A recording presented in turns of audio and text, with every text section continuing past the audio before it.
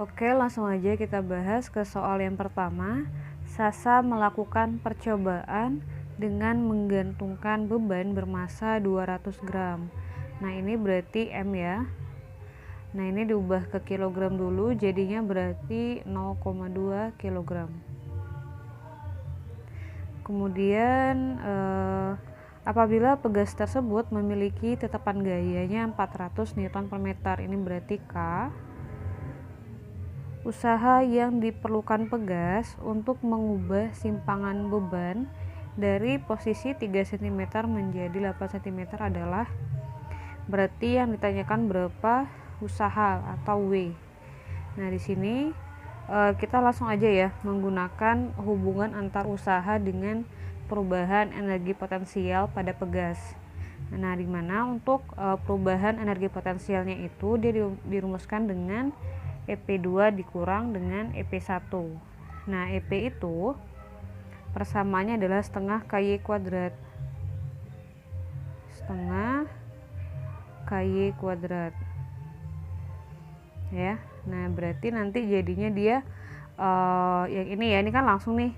Ini kalau kamu pengen detailnya dia kayak gini, berarti jadinya kan EP2 kurang EP1 ya, berarti setengah KY kuadrat dikurang setengah, ini enggak muat, setengah KY1 kuadrat KY1 kuadrat. Agak susah nulisnya karena dia mepet, takutnya naik ke atas. Nah, kayak gitulah. Baru setengah K nya kan ada sama-sama ada setengah K kan, baik di EP2 maupun EP1. Baru dia dikeluarin, tinggallah Y kuadrat dengan Y2 kuadrat dengan Y1 kuadrat. Nah, tinggal masukin aja ya masing-masing angkanya. Berarti setengah kali 400 kali ini 0,08 itu dapatnya dari sini. Ini Y2 cm, ubah ke meter jadinya 0,08. Kemudian 0,03 itu yang ini Y1. Ubah ke meter jadinya 0,03. Udah itu tinggal dihitung aja, 400 dibagi 2 ya, dapatnya 200. Kemudian dikuadratin dapatnya segini ya, yang 0,03 juga. Nah, tinggal dihitung ya, ini dikurang dulu, dapatnya segini. Kemudian tinggal dikali aja yang ini, sehingga diperoleh hasil sebesar 1,1 Joule. Oke, kita lanjut nomor 2. Perhatikan grafik hubungan gaya dan perpindahan suatu benda berikut. Usaha yang dilakukan benda dari titik L ke P sebesar, berarti dari titik ini sini sini ya, dari titik L ini ya, oh ya L ini ke titik ini tuh berapa. Nah, untuk menghitung berapa usaha yang dilakukan, kita bisa menghitungnya dengan luas wilayah di bawah grafik. Nah, di sini gini aja, untuk yang pertama, luas pertama itu berarti dari L ke M. L ke M ini kan kalau kita lihat bidangnya, dia berbentuk trapesium kan. Nah, berarti kita gunakan aja rumus persamaan dari trapesium, yaitu sisi atas ditambah dengan sisi yang di bawah dibagi 2 dikali tinggi. Nah, seperti itu. Untuk sisi atasnya di sini kita boleh pakai 8 ya, yang ini dia. Nah, kemudian bawahnya yang ini berarti 21 dibagi 2, nanti tingginya yang ini dikurang, berarti 18 dikurang 9. Nah, itu ya untuk luas yang pertama. Luas keduanya berarti dari M ke N juga sama, trapesium. Kemudian N ke O, itu dia persegi ya. Terakhir O ke P. Nah, oh enggak, ini dia ini persegi, ini segitiga ya. Nah, ini segitiga kan. Nah, detailnya kita langsung bahas aja ya. Dia kayak gini nih.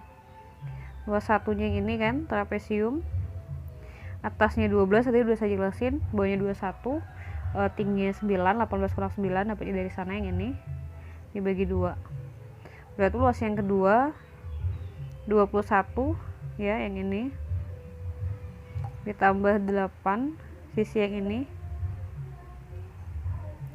kemudian dikali tingginya 12, 30 kurang 18 yang ini dibagi 2. Udah itu luas bidang yang keempatnya yang ketiga maksudnya, yang ketiganya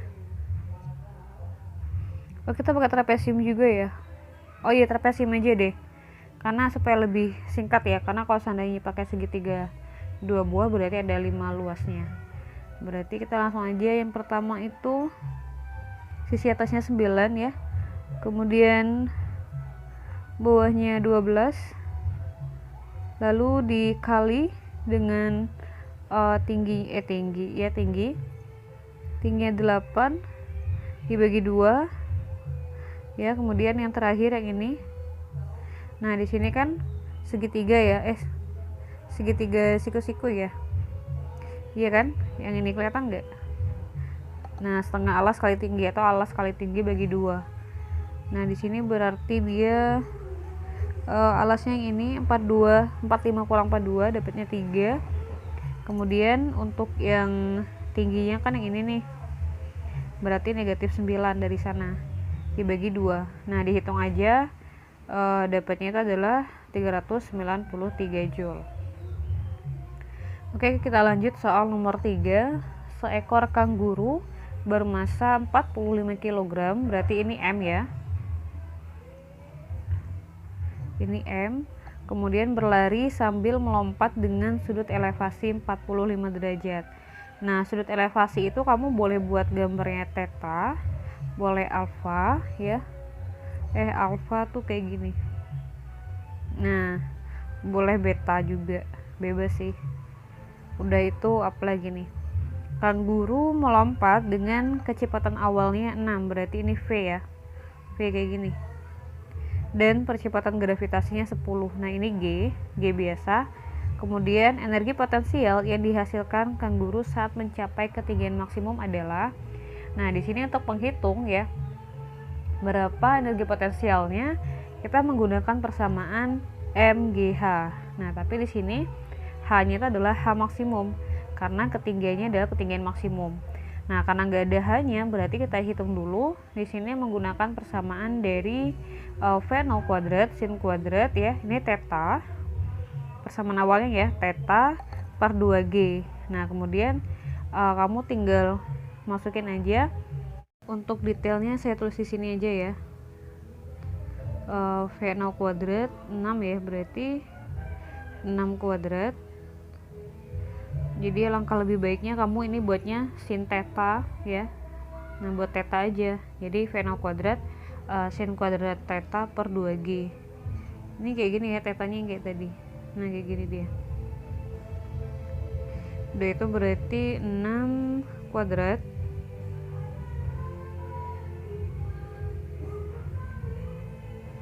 udah itu sin, baru dibuat sin kuadrat 45. Kayak di sinilah saya agak susah nulis pakai ini ya, sin kuadrat 45. Udah itu dibagi dengan 2G, berarti 2 kali 10. Nah kayak gini.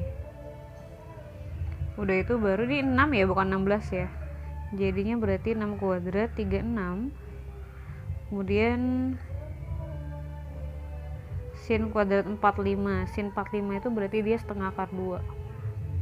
Jadi sin kuadrat 45 itu sama aja dengan sin 45 dikuadratin. Nah sin 45 kan setengah akar 2, berarti setengah akar 2 dikuadratin kayak gitu, baru dibagi dengan 20. Nah ini langsung aja ya, setengah dikali akar 2 kuadrat berarti sama aja dengan setengah dikali 2, setengah dikali seperempat, seperempat dikali 2. Ini detailnya nanti jadinya kan 1/2 itu dikuadratin berarti seperempat, akar 2 dikuadratin ya berarti 2, jadinya kan 2/4 ya enggak. Nah 2/4 itu ntar jadinya setengah dari sono datangnya. Nah berarti ntar jadinya 36 dikali setengah ya, yang kayak gini kan, dibagi 20. Nah ini saya langsung aja ya, langsung ke sini aja. 36 dibagi 2 berapa? 18. Nah 18 barulah dibagi dengan 20, dapatnya itu 0,9 meter. Lanjut, belum ya? Oh ya belum, ini baru H ya. Baru kita cari energi potensialnya. Masukin masanya 45, G-nya 10, H-nya 0,9 dikali, dapatlah hasilnya sebesar 405 Joule. Lanjut nomor 4, partikel 1, 2, dan 3 diambil data pergerakannya lalu dituliskan dalam tabel berikut.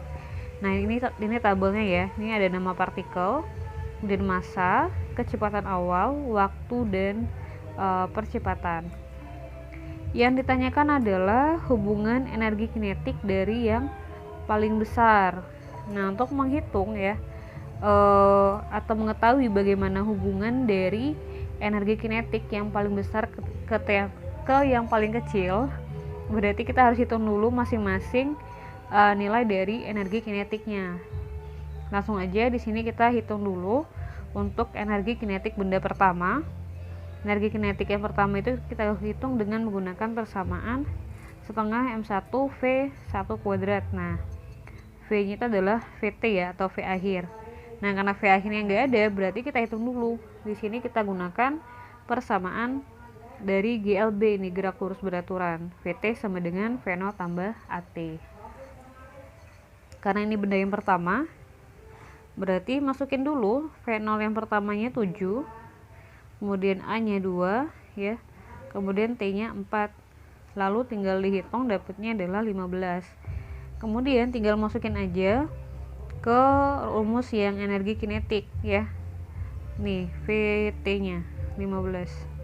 Udah itu tinggal masukin masanya 0,012, masukin ke sini. Nah kemudian tinggal dihitung aja, dapatnya adalah 1,35 Joule. Nah kemudian untuk yang kedua sama yang ketiga itu, benda yang kedua dan ketiga caranya juga sama ya, kamu tinggal hitung aja dengan menggunakan persamaan ini. Nah detailnya seperti ini nih, terdapat EK2 nya nilainya segini, kemudian EK3 nya segini, kemudian tinggal diurutin aja mana yang paling besar kan. Nah yang paling besar itu berarti yang ketiga, jelas kan, karena dia 27 ya, berarti ini yang paling gede yang pertama. Udah itu ini yang kedua, ini yang ketiga. Lihat nilainya, ini nilai yang ini ya. Oke, sekian dulu pembahasan video kali ini, semoga bisa dipahami. Terima kasih. Wassalamualaikum warahmatullahi wabarakatuh.